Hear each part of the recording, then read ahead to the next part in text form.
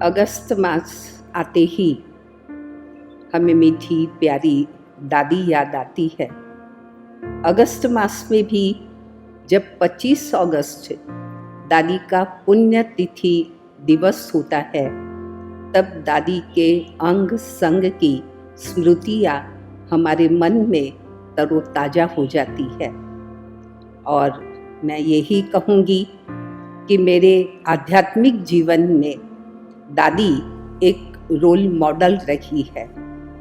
मैंने देखा है दादी को बहुत करीब से अंग संग रह करके कि दादी की वाणी और कर्म ये दोनों ही बहुत ही समान मैंने देखे हैं।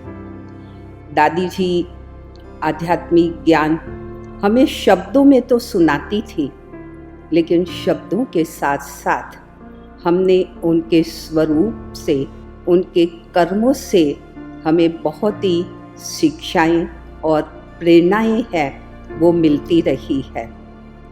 दादी जी की देखा है जीवन में कि दिव्य गुणों से हमने दादी के जीवन को श्रृंगारा हुआ देखा है। और दादी के जीवन में मधुरता, नम्रता और पवित्रता की दादी जैसे कि एक मूर्ति थी। और देखते हैं कि दादी इस ईश्वरीय विश्वविद्यालय की मुख्य प्रशासिका होते हुए भी उनके जीवन में हमने नम्रता देखी। मैंने देखा कि इस विश्व के कितने नामी ग्रामी फेमस वीआईपीओं को दादी मिलती थी तो झुक करके और इतने सम्मान और इतने प्रेम के साथ मिलती थी कि उन्हें भी दादी जी से एक अपनेपन की महसूसता होती थी, अपनापन उनसे लगता था। अर्थात मैं कहूँगी कि ये कला थी कि दादी हर व्यक्ति को अपना बना लेती थी। ज्ञान और योग के साथ साथ दादी के जीवन में हमने रमणीकता भी देखी। हमने देखा कि छोटे बच्चे हो, युवा हो, वृद्ध हो, समय प्रति समय जिस भी एज के व्यक्ति हो उनके साथ दादी उसी प्रकार से पेश आती थी। और उनके साथ हमने देखा है कि दादी के जीवन में गंभीरता के साथ साथ रमणीकता भी महसूस की है कि हमारे समान होकर दादी हमें पीस पार्क में ले जा करके हमारे साथ कई प्रकार की गेम है इतनी इनोसेंट होकर के खेलती थी, एज से बड़ी, लेकिन उनकी इनोसेंट अवस्था और स्टेज वो जैसे बच्चे के माफिक निर्दोष दादी महसूस होती थी, हमें देखने को मिलता था। दादी के जीवन में लव और लॉ का भी हमने जबरदस्त बैलेंस, संतुलन भी दादी के जीवन में हमने देखा है। ये तो हुई बातें दादी के जीवन में जो हमने देखा, लेकिन दादी के साथ के मुझे आज कुछ प्रसंग भी याद आ रहे हैं।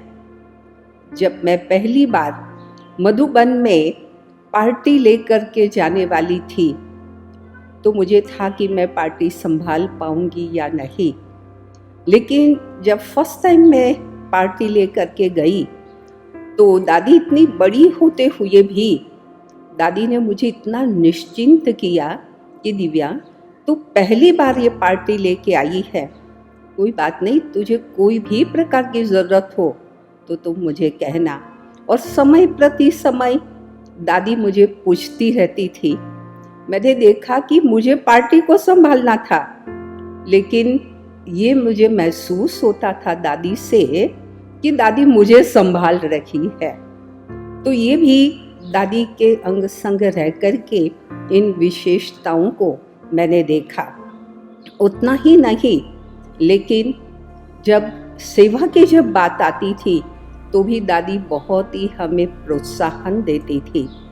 उसमें भी विशेष मेडिटेशन के, बाबा के प्यार के गीत बनाने की बात आती थी तो दादी हमेशा कहती थी मुझे कि दिव्या, तो साल में एक बाबा के प्यार की याद की गीतों की कैसेट जरूर बनाओ।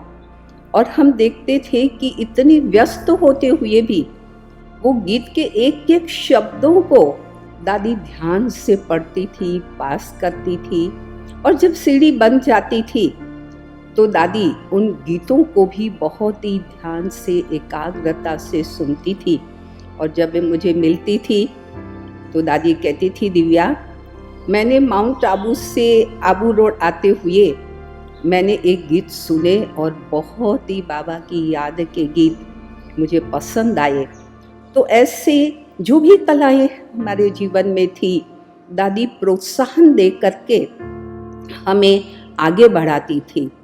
तीसरा भी प्रसंग मुझे याद आता है कि यहाँ बॉम्बे से फिल्म कलाकारों को लेकर के एक टेलीफिल्म बनाने के लिए हम माउंट आबू में गए थे।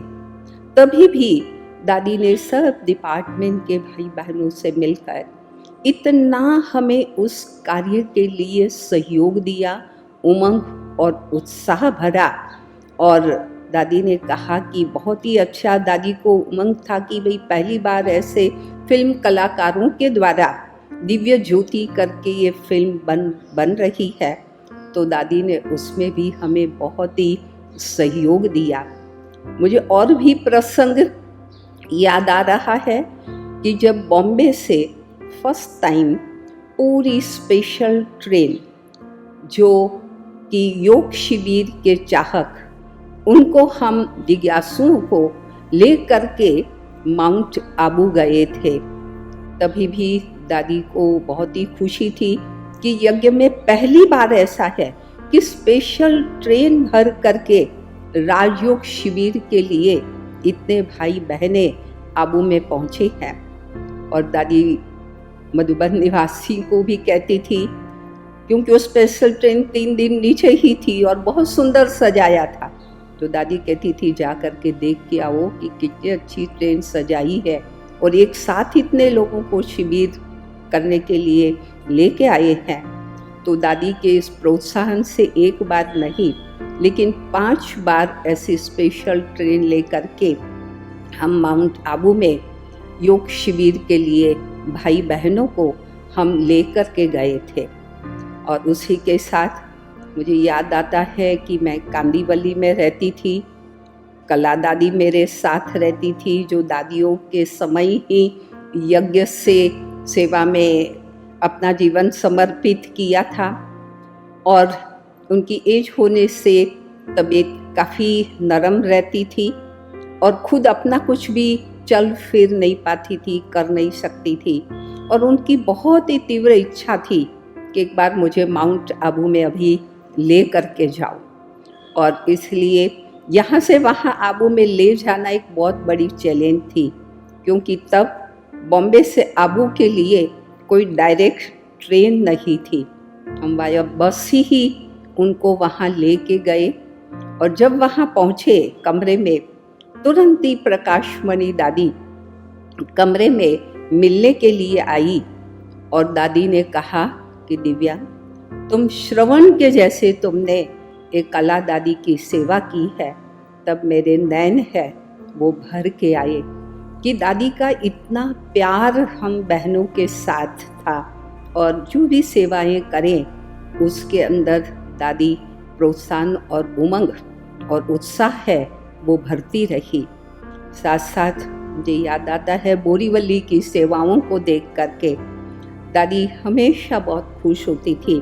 और बोरीवली में कई जगह छोटी होने के कारण कई शिफ्ट में क्लास चलते थे, तो हमें भी होता था, दादी को भी होता था कि वहाँ की सेवाओं के हिसाब से बड़ा एक स्थान है वो होना चाहिए। जो अभी दादी के ही वो प्रेरणा कहे शुभ संकल्पों से बोरीवली के अंदर प्रभु उपन के नाम से भवन बना है और उसी के अंदर भी कई प्रकार की परीक्षाएं तो आती ही हैं, लेकिन दादी का साथ और सहयोग रहा जिनसे ही हम ये भवन बनाने का कार्य कर सकें। नहीं तो मुझे लगता है कि यदि दादी का सहयोग और उनकी प्रेरणा न होती तो हम शायद ये प्रभु उपवन को निर्माण नहीं कर सकते थे।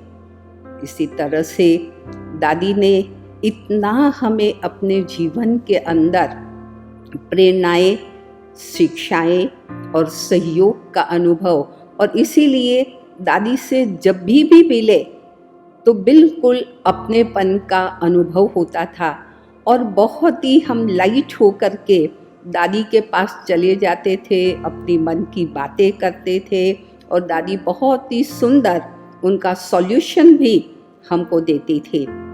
एक बार दादी की तबीयत ठीक नहीं थी। दादी कॉटेज में मैं दादी को मिलने के लिए गई और दादी के प्रति उस समय पर अचानक मुझे दादी के प्रति प्यार के ऐसे भाव उभर करके आ रहे थे। दादी जी को मैंने कहा कि दादी, मैं आपको है ना एक गीत सुनाना चाहती हूँ। दादी ने कहा भले। और दादी दृष्टि देती रही, देखती रही मुझे, और मैं प्यार से दादी को मैंने एक गीत सुनाया जिसकी कुछ लाइनें मैं आपको सुनाना चाहती हूँ। आपकी नजरों ने समझा प्यार की काबिल मुझे, दिल की ये धड़कन ठहर जा, मिल गई मंजिल मुझे, आपकी नजरों ने समझा। जी हमें मंजूर है आपका ये फैसला, जी हमें मंजूर है आपका ये फैसला। कह रही है हर नजर बंदा परवर शुक्रिया, हंस के अपनी जिंदगी में कर लिया शामिल मुझे, आपकी नजरों ने समझा। मुझे महसूस हो रहा था कि दादी ने मुझे परमात्मा प्यार के काबिल समझा और मुझे बाबा के कार्य में शामिल कर दिया। ये मुझे दादी से महसूस व अनुभूति होती थी, जो मैंने इन गीत के द्वारा दादी के आगे शब्दों में रखा। और दादी ने बहुत ही मुझे दृष्टि दी, मेरे में शक्ति भरी, और मेरा जो संकल्प था दादी के प्रति वो मैंने गीत के माध्यम से दादी के आगे रखा। ओम शांति। दादी प्रकाश में